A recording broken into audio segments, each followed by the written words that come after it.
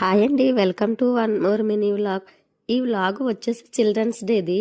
ఆ రోజు పిల్లలకి బాగా జలుబు ఉండటంతో స్కూల్కి పంపలేదు. పాలు లేవని తెచ్చుకోవడానికి వెళ్తున్నాను.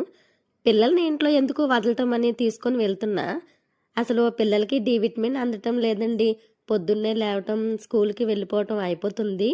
ఇంకా సెలవుల్లో అయితే చెప్పనక్కర్లేదు, ఎండలో ఉండటానికి అవదు. ఎందుకంటే సెలవు రోజునే పడుకోవడానికి అవుతుంది కాబట్టి లేటుగా లేస్తారు.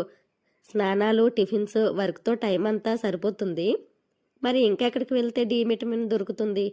మేము పాలకి వెళ్ళే దారి పొడవునా ఎండ బాగా తగులుతుంది. ముగ్గురం చక్క డి విటమిన్ అయితే తీసుకున్నాము. ఈ విటమిన్ దొరికే ఫుడ్ మా పిల్లలు అస్సలు తినరండి. డి విటమిన్ దొరికే ఫుడ్ అయితే అస్సలు తినరండి. చేపలు, గుడ్లు, చీజు, పెరుగు, వీటిల్లో డి విటమిన్ అధికంగా ఉంటుంది కదా. నెత్తి నోరు బాదుకోవాలండి ఇవి పెట్టాలంటేని. కనీసం ఎండ బాడీకి తగిలేలా అయినా బాగుంటుందని ఈ చిన్ని ప్రయత్నం నాది. మీ పిల్లలకైనా ఈ ఫుడ్ మంచిగా పెట్టండి ఫ్రెండ్స్.